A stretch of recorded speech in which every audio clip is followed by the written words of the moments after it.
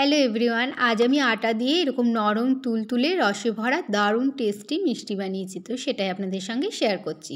এর জন্য আমি নিয়ে নিলাম হাফ কাপ আটা, এর মধ্যে দিয়ে দিচ্ছি 2 পিঞ্চ মতো বেকিং সোডা, আর দিচ্ছি হাফ চামচের একটু কম বেকিং পাউডার।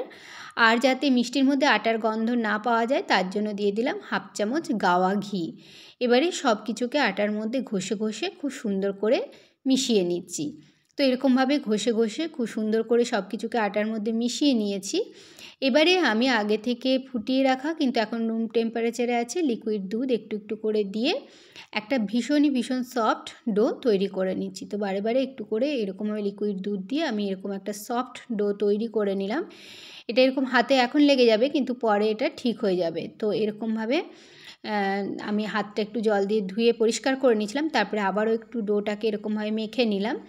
তো এরকমভাবে মেখে নিয়েছি। এবারে আমি এইটা ডোটাকে সেট হওয়ার জন্য 10 মিনিট ঢাকা দিয়ে রেখে দিলাম। এদিকে চিনি শিরা তৈরি করার জন্য একটা বাটিতে নিয়ে নিলাম 1 কাপ চিনি, 1 কাপ জল আর 2টো ছোটো এলাচের দানা এরকম মুখগুলো ফাটিয়ে দিয়ে দিলাম। এবারে ওভেনটা অন করে বাটিটা বসিয়ে ওভেনের ফ্লেমটাকে হাই করে চিনিটাকে নাড়াচাড়া করে মিশিয়ে এরকম যখন ফুটে মানে খুব বেশি একটা সময় লাগে না, এরকম ফুটতে ফুটতে যখন এরকম একটু ঘন হয়ে যাবে তখন এতে প্রায় এটা হয়ে এসছে রেডি। আর এরকম দেখুন বাবলস হচ্ছে, সেই সময় আমি 1 টুকরো পাতিলেবুর রস দিয়ে দিলাম। এতে চিনি শিরাটা ঠান্ডা হলে চিনিটা জমে যাবে না। আর এই মধ্যে আমি পাতিলেবুর রসটা দেওয়ার পরে হালকা নাড়াচাড়া করে আমি চেক করে নিলাম যে একটু চিটচিটে ভাব হয়ে এসছে। এটা বেশি ঘন করার প্রয়োজন নেই, কারণ ঠান্ডা হলে চিনি শিরাটা আরও ঘন হয়ে যাবে। তো আমি এইদিকে চিনি শিরাটা নামিয়ে ঢাকা দিয়ে দিলাম। এদিকে আমি যে ডোটা মেখে রেখেছিলাম সেটা আমি ঢাকা খুলে এরকমভাবে ছোট্ট ছোট্ট পোর্শন নিয়ে ঘুরিয়ে ঘুরিয়ে ক্র্যাক থাকবে না সেরকমভাবে বলগুলো তৈরি করে নিচ্ছি।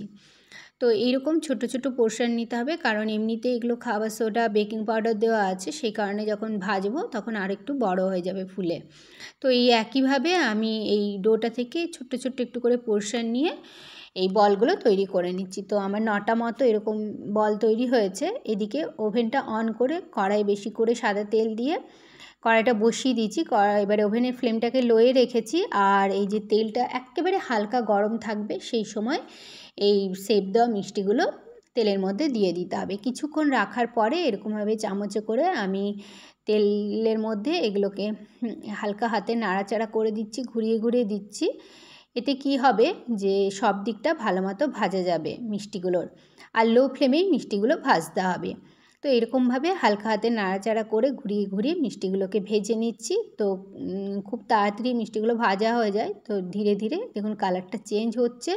কালার চেঞ্জ হতে হতে এরকমভাবে যখন দেখব একটা সুন্দর মিষ্টির কালার চলে এসছে, তো এইরকম একটা সুন্দর কালার চলে এসছে, এই সময় আমি এই মিষ্টিগুলো তুলে যে চিনি শিরাটা তৈরি করেছিলাম তার মধ্যে দিয়ে দিচ্ছি।